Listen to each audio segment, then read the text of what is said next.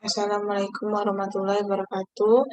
Nama saya Tika Febriana Putri, NPM saya 2110070120038. Di mata kuliah Etika dan Hukum Kesehatan ini, saya akan menjelaskan materi dengan topik pembahasan informed consent dan informed choice. Yang pertama, saya akan menjelaskan dengan contoh yang dimaksud dengan informed consent dan informed choice.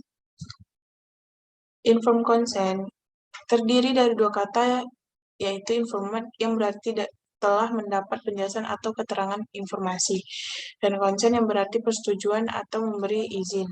Jadi, informed consent mengandung pengertian suatu persetujuan yang diberikan pasien kepada dokter setelah diberi penjelasan. Menurut Veronica Komalawati, informed consent dirumuskan sebagai suatu kesepakatan atau persetujuan pasien atas upaya medis yang akan dilakukan dokter terhadap dirinya setelah memperoleh informasi dari dokter mengenai upaya medis yang dapat dilakukan untuk menolong dirinya, disertai informasi mengenai segala risiko yang mungkin terjadi. Pelaksanaan medis antara dokter pasien merupakan hubungan atas dasar kepercayaan, trust. Hubungan antara dokter dan pasien dan dasarnya bertumpu pada dua macam hak dasar yang sifat individual, yaitu hak atas informasi atau the right to information, dan hak untuk menentukan nasib sendiri atau the right of self-determination.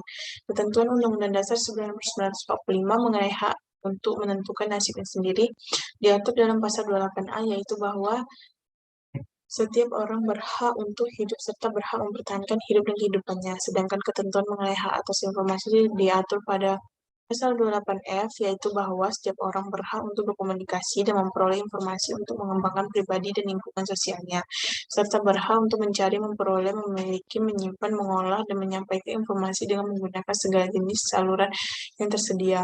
Dalam pasal 1 ayat 1 Peraturan Menteri Kesehatan Nomor 290 Tahun 2008 tentang persetujuan tindakan kedokteran dikatakan bahwa persetujuan tindakan kedokteran atau informed consent adalah persetujuan yang diberikan oleh pasien atau keluarga terdekat setelah mendapatkan penjelasan secara lengkap mengenai tindakan kedokteran. Informed choice. Informed choice adalah membuat pilihan setelah mendapatkan penjelasan tentang alternatif asuhan yang akan dialaminya. Pilihan atau choice harus dibedakan dari persetujuan konsen.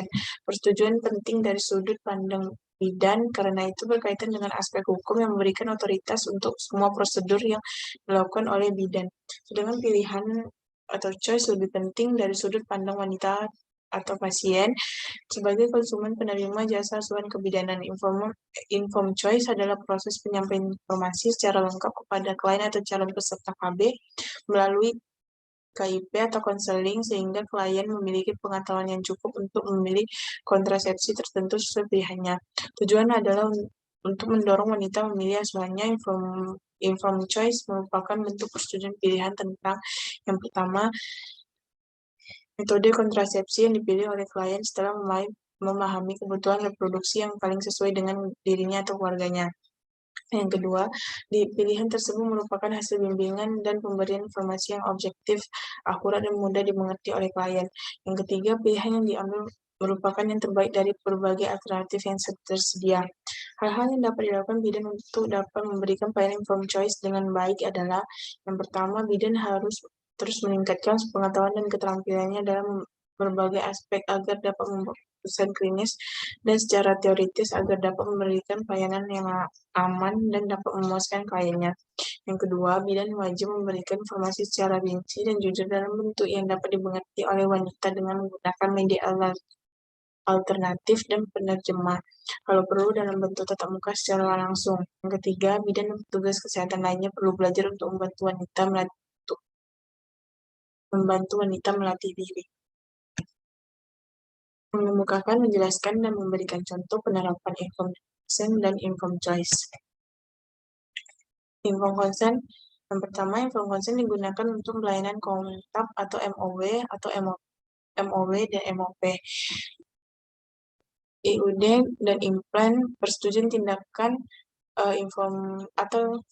persetujuan tindakan medik atau informed consent dalam pelayanan kontrasepsi tidak hanya sebagai upaya peningkatan kualitas pelayanan dan pemenuhan hak reproduksi, tapi juga sebagai upaya peningkatan profesionalisme sebagai pelayanan, pemenuhan legalitas formal, dan peningkatan tanggung jawab moral dalam memberikan pelayanan terhadap klien.